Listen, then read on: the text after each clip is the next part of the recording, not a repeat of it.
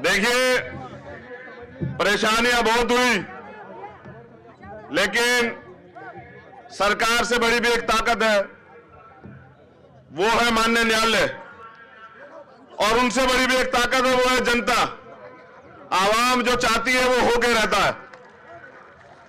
आवाम ने चाहा कि उनका भाई, उनका बेटा उनके बीच में आए तो आज ये संभव हो पाया है। अब मैं अपनी बात रखना चाहता हूं और उम्मीद करता हूं कि आप बड़े ध्यान से सुनेंगे। ये तिरंगा हमारी जान है और हम किसी को इजाजत नहीं देते कि वो इस तिरंगे का अपमान करे। ये तिरंगा सब जगह फहरेगा, कोई ऐसी जगह नहीं बचेगी मुल्क में जहां तिरंगा ना फहरे। ये याद रखना चाहिए सब लोगों को। तथागत गौतम बुद्ध, छत्रपति शिवाजी महाराज, ज्योतिबा फूले, मां सावित्रीबाई फूले, साहू जी महाराज, संत गाडगे जी महाराज, बाबा साहब अंबेडकर, ये जो नाम मैंने लिए हैं, डॉक्टर फरीदी, एपीजे अब्दुल कलाम साहब, मौलाना अबुल कलाम आजाद साहब, ये वो लोग हैं। ये तस्वीर है भारत की जो हमेशा मानवता, प्रेम, समता, समानता, बंधुत्व, भाईचारे पे काम किया गया जिनके द्वारा, और इसी का परिणाम है कि आज भी इस मुल्क को दुनिया का सबसे बेहतरीन मुल्क माना जाता है। अब इस विरासत को आगे बढ़ाने की जिम्मेदारी इस मुल्क में रहने वाले हर व्यक्ति की है। हम तथागत बुद्ध के वंशज हैं। हम प्यार, भाईचारा और हमारा धर्म है मानवता। कुछ तो बात है कि हस्ती मिटती नहीं हमारी, कुछ तो बात है कि हस्ती मिटती नहीं हमारी।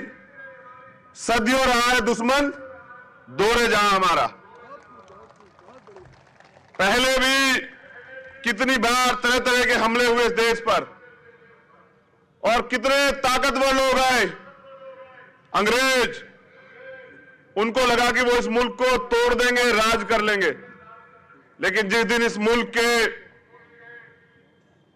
मेरे प्यारे भाइयों ने, बहनों ने, बुजुर्गों ने इस मुल्क को बचाने के लिए आंदोलन का रास्ता अपनाया, तो उनको भी जाना पड़ा।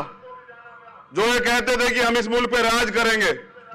परेशानियां कुछ दिन की होती हैं, आज भी परेशानियां हैं, मगर सलाम करता हूं आप सब लोगों को जो आंदोलन कर रहे हैं सड़क पर और पूरी दुनिया को दिखा रहे हैं कि लोकतंत्र किसे कहते हैं। सलाम करता हूं तमाम बहनों को, उन भाइयों को जिन्होंने पिछले 2 महीने से सड़क का रास्ता इख्तियार किया है और बताया कि आंदोलन किसे कहते हैं। आजाद भारत में ये सबसे बड़ा आंदोलन है, और जब इतिहास लिखा जाएगा तो सुनहरे अक्षरों पे लिखा जाएगा इन बहनों का, इन भाइयों का, इन बुजुर्गों का, इन बच्चों का नाम जो मुल्क को बचाने के लिए लड़ रहे हैं। आज मनुस्मृति और संविधान के बीच संघर्ष है, और संविधान हमेशा भारी है। और ये आप जानते हैं कि संविधान की ताकत की वजह से आज बाबा साहब का बेटा यहां बोल रहा,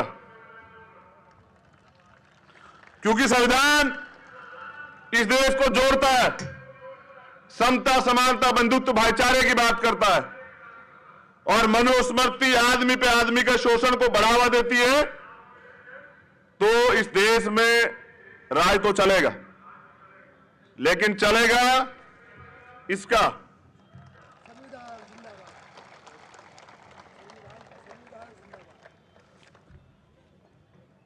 देखिए, सरकारें बदलती हैं। मैं एक पर्सनल बात शेयर कर रहा हूं सब लोगों से, मेरे परिवार के लोग यहां हैं। सरकारें बदलती हैं, सोच नहीं बदलती। हमारी वोट सबको चाहिए, बहुजनों की। हमारी आवाज नहीं बर्दाश्त करेंगे। हमारे मुद्दों पे बात नहीं करेंगे। जब मैं पिछली बार आया था, सरकार भाजपा की थी, मुझे 3 दिन बंद रखा गया होटल में। यहां तक बाबा साहब की भूमि भी नहीं जाने दिया गया। फिर मुझे कोर्ट का सहारा लेना पड़ा।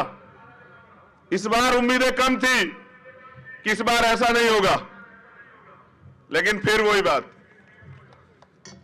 बाबा साहब के बच्चे, अमन चैन चाहने वाले बच्चे, आपके भाई इस मुल्क में सबके लिए खतरा हो गए, क्योंकि न्याय ईमानदारी की बात कर रहे हैं, हक की बात कर रहे हैं, अपने लोगों को जगा रहे हैं।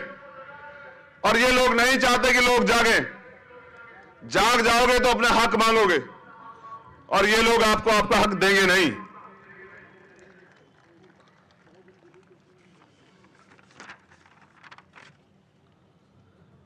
ये लोकतांत्रिक देश है। गौर से सुनना सब लोग।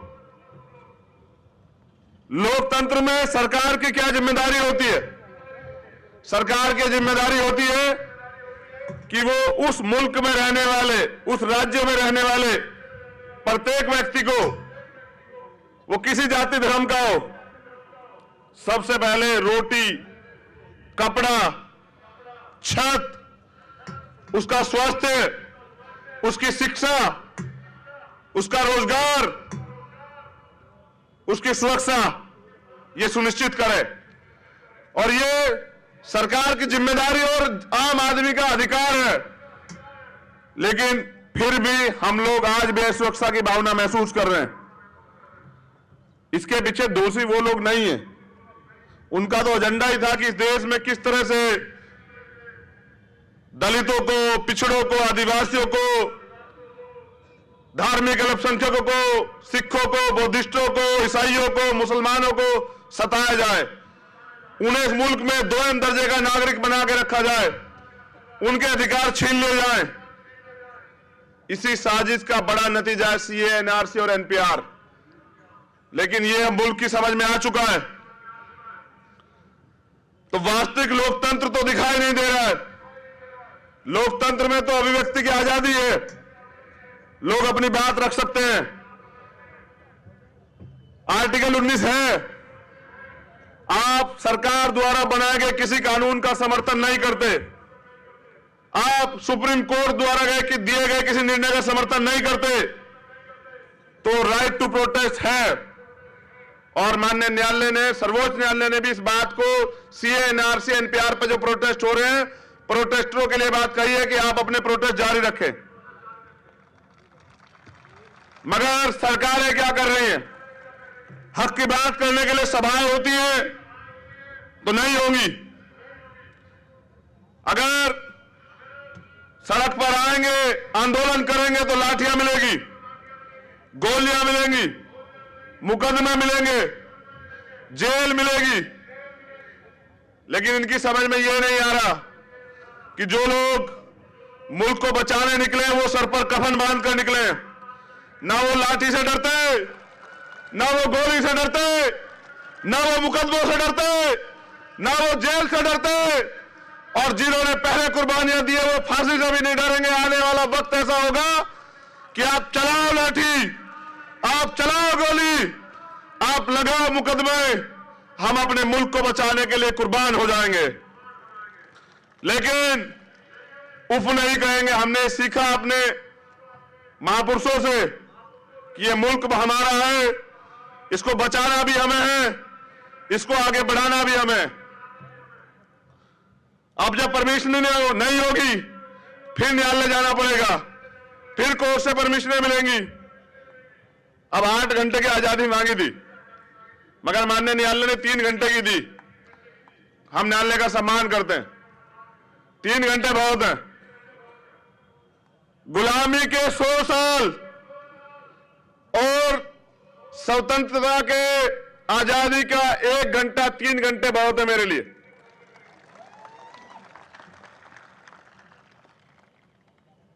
हम अपनी बात को कहेंगे, पूरी जिम्मेदारी से कहेंगे। ये आज वक्त की जरूरत है।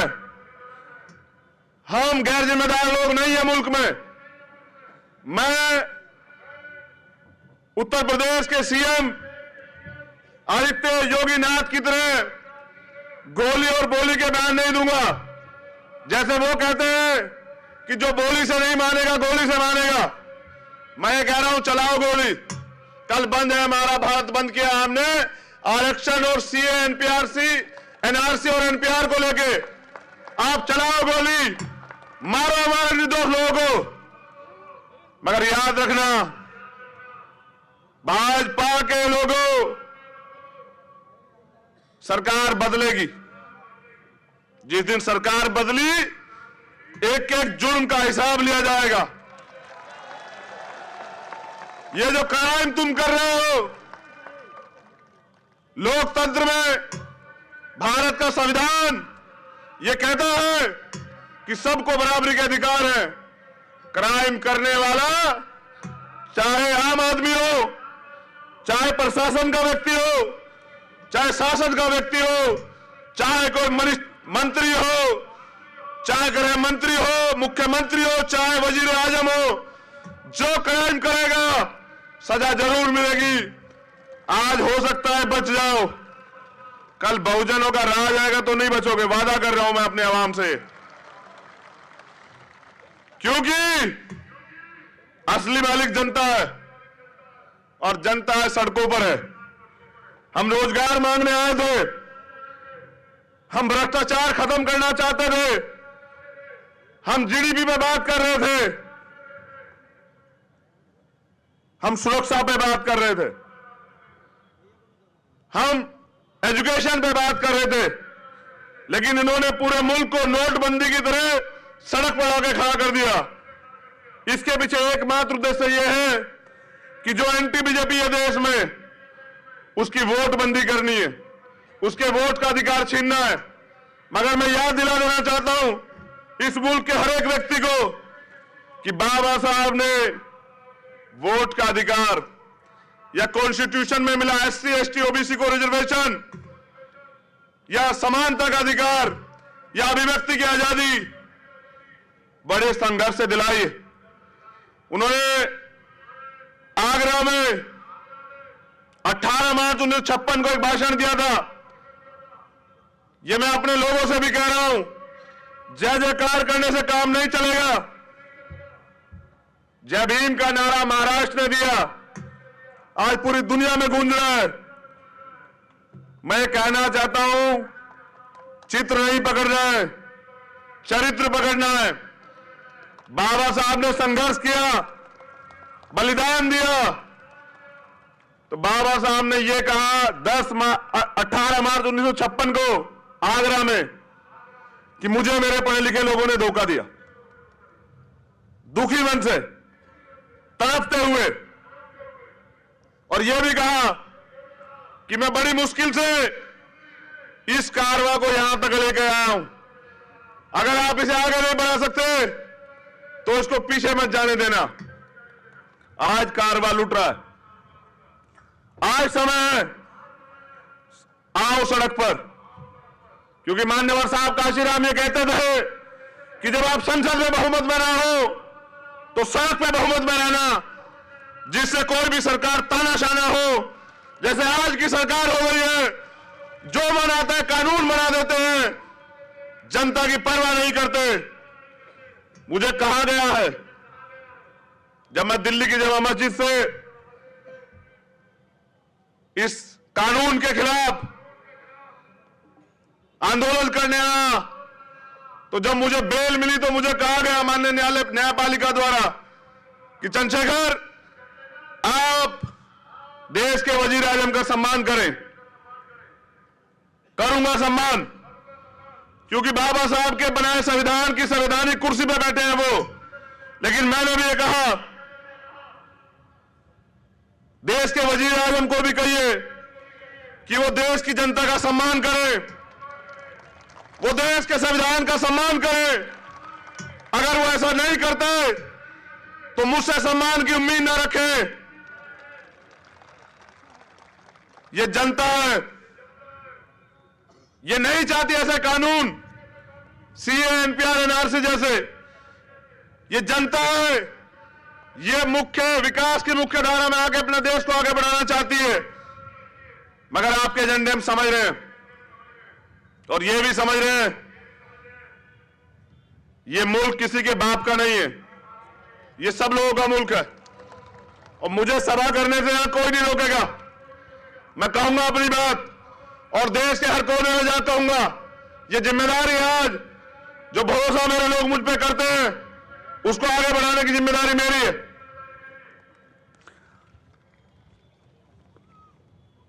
नागपुर की पुलिस ने भी सही कहा कोर्ट में कि दो विचारों का टकराव हो रहा है, यहां बिल्कुल टकराव है।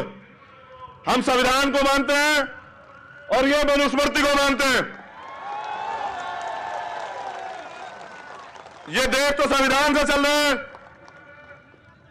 तो दूसरी विचारधारा यहां नहीं चलेगी।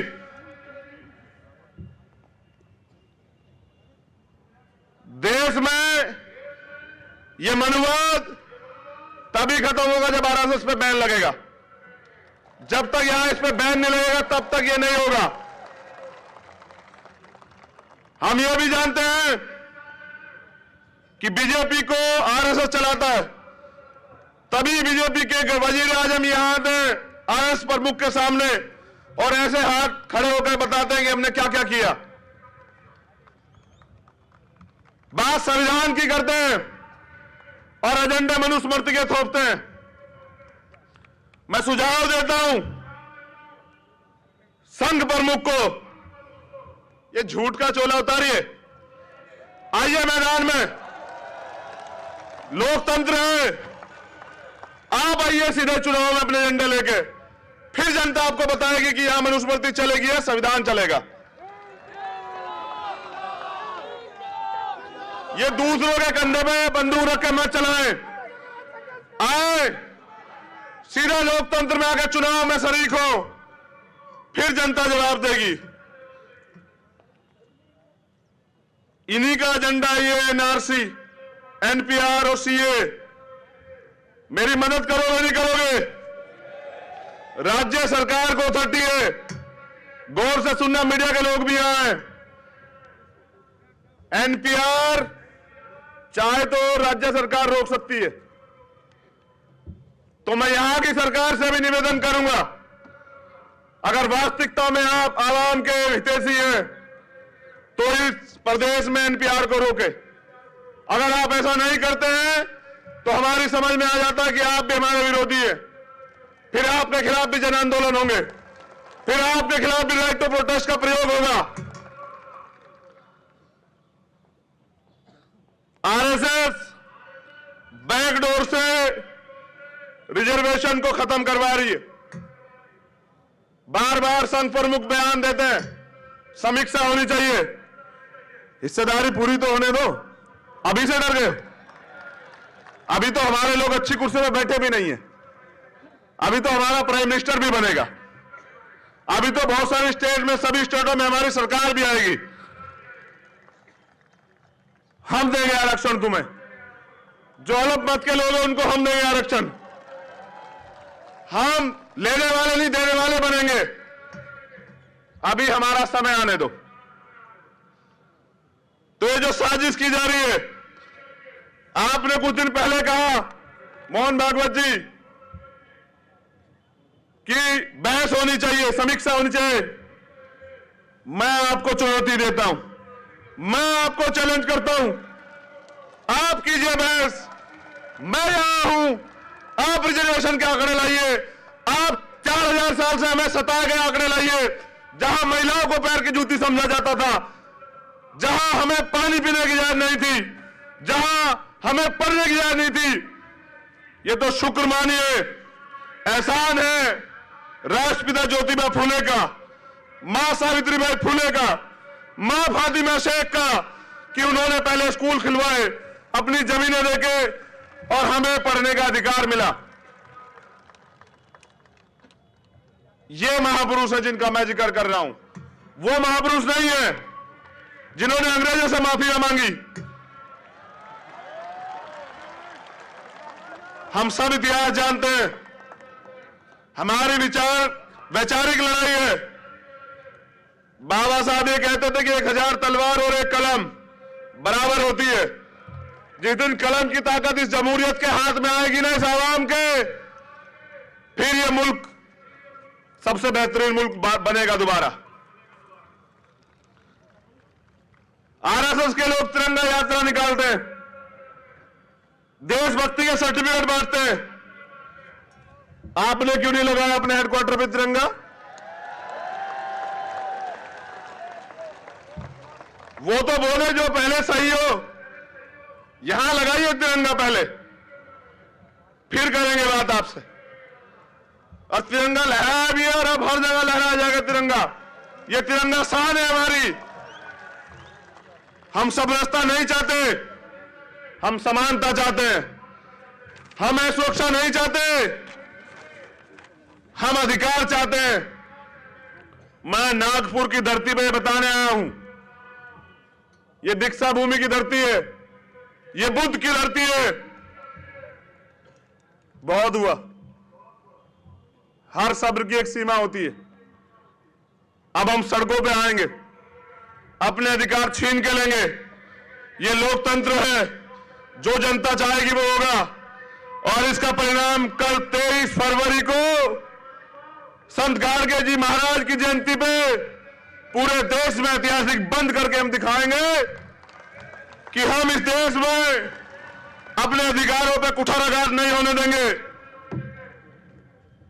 हम इस देश में सीए, एनपीआर, एनआरसी जैसे कानून नहीं लागू होने देंगे। हम इस मुल्क में अपने लोगों को किसी को सताने नहीं देंगे। एक भी व्यक्ति डिटेंशन सेंटर नहीं जाएगा, नहीं जाएगा, नहीं जाएगा।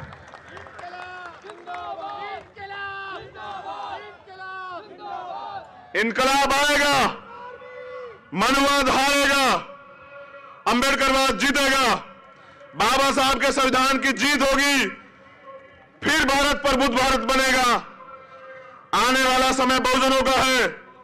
मैं तुम्हें भी नसीहत दे रहा हूं, टुकड़ों में बटे रहोगे, सियासी लोगों की बातों में रहोगे तो ऐसे ही सरकार इनकी बनेगी और तुम्हारा यही हाल होगा। तुम्हें क्या लगता है शोषक तुम्हें न्याय देगा? जिनका एजेंडा ही तुम्हें सताने का, उनसे उम्मीद कर रहे हो वो तुम्हारी बात करेगा। तुम्हें सरकार बनना पड़ेगा, तुम्हें एकजुट होना पड़ेगा, तुम्हें अपने राज को लाना पड़ेगा। बाबा साहब ने कहा था 21वीं सदी किसकी है? हमारी है। वो समय दूर नहीं कि बहुजनों का राज आएगा। बहुजन हिताय, बहुजन सुखाय आगे बढ़ेगा। इस देश का दलित, पिछड़ा, आदिवासी, मुसलमान, सिख, बौद्धिस्ट, क्रिश्चियन, इस देश की तमाम महिलाओं को बराबर के अधिकार मिलेंगे और तब यह देश प्रभुत्व भारत बनेगा। ये जरूरी बात कर रहा हूं। सवाल यह नहीं कि मौत के बाद जीवन है या नहीं। सवाल यह है, असल सवाल यह है कि मौत से पहले आप जिंदा थे या नहीं। मुर्दा लोग मिशन नहीं चलाते और जिंदा लोग रुकने नहीं देते। इसी बात का एहसास कराने के लिए निकला हूं। और जैसा मैंने कहा, जान तो एक दिन जाएगी। अब यह मुझे तय कर रहा है कि गुलाम बनकर जीऊंगा या आजाद जीऊंगा। जैसा मैंने कहा, गुलामी के 100 साल और आजादी के 3 घंटे, ये 3 घंटे मुबारक हैं। लेकिन आजाद जिया था, आजाद मरूंगा। और मैं ये भी बता दूं कि हम यहां गुलामी सहने के लिए नहीं पैदा हुए। हमारा जन्म यहां राज करने के लिए हुआ है। इस देश में ये जो कमजोर तबके के लोग हैं, ये राज करेंगे। इस देश में मानवतावादी राज आएगा और ये जीतेगा। ये दोनों हाथ से देख लो, ऐसे ये देखो, ये जीतेगा। और जिस दिन ये पूर्ण रूप से लागू होगा, एक भी नागरिक को सुरक्षा की भावना नहीं रहेगी। मैं ये भी कह देता हूं, मुझे कहने में कोई बुराई नहीं है। शुक्रिया अदा करना चाहिए देश में तमाम लोगों को, अपने मुस्लिम भाइयों का, अपनी बहनों का, अपनी बच्चियों का, अपने बुजुर्गों का। क्यों? ये जान लो, इसलिए करना चाहिए कि 3 तलाक पे बाहर नहीं आया था मुसलमान इस देश में, 370 पे बाहर नहीं आया था इस देश में मुसलमान, बाबरी मस्जिद पे बाहर नहीं आया था, इस मुल्क की एकता के और मुल्क के संविधान के और न्यायालय के साथ खड़ा रहा। लेकिन जब इस मुल्क के संविधान को खतरा हुआ, उनकी नागरिकता को खतरा हुआ, जब फिर इस मुल्क से उन्हें हटाने की बात आई, तो सबसे पहले वो सड़कों पे आया। इसलिए मैं सलाम करने के लिए आप लोगों को यहां आया हूं। और कितनी जगह आंदोलन चल रहा है, जैसा मैंने कहा कि पूरे मुल्क में, आजाद भारत में ऐसा आंदोलन कभी नहीं हुआ। अब मैं कह देना चाहता हूं कि आंदोलन तब खत्म होगा जब इस मुल्क से ऐसे काले कानून खत्म हो जाएंगे और इस मुल्क में इन कमजोर तबके लोगों को बराबर के अधिकार मिलेंगे।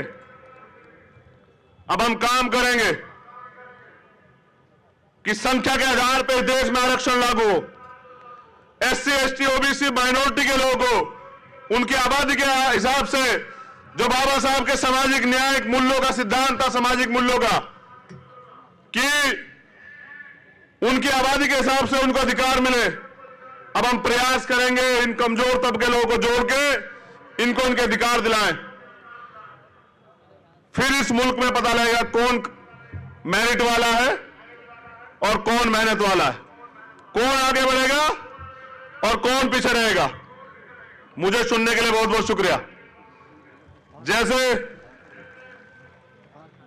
जैसे न्यायपालिका का आदेश है, मैं तो मान रहा हूं, लेकिन जब सबरीमाला पे आदेश आता है, ये RSS बीजेपी वाले नहीं मानते, क्योंकि इन्होंने कभी संविधान को स्वीकार ही नहीं किया। ऐसे इन्होंने तिरंगे को स्वीकार नहीं किया, अब इन्हें करना पड़ेगा। 23 तारीख को बंद है। मैं चाहता हूं कि मुझे दोनों हाथ उठा के बताएं, सहयोग मिलेगा या नहीं मिलेगा? मिलेगा या नहीं मिलेगा? मिलेगा या नहीं मिलेगा? चलिए, मैं भी कल महाराष्ट्र में ही रहूंगा कहीं ना कहीं, और देखता हूं कि सरकार कब तक ये काले फैसले वापस नहीं लेती, काले कानून वापस नहीं लेती। जय भीम, जय भारत, जय संविधान। बहुत बहुत शुक्रिया, बहुत बहुत धन्यवाद। आप सब लोगों के लिए मंगल कामनाएं।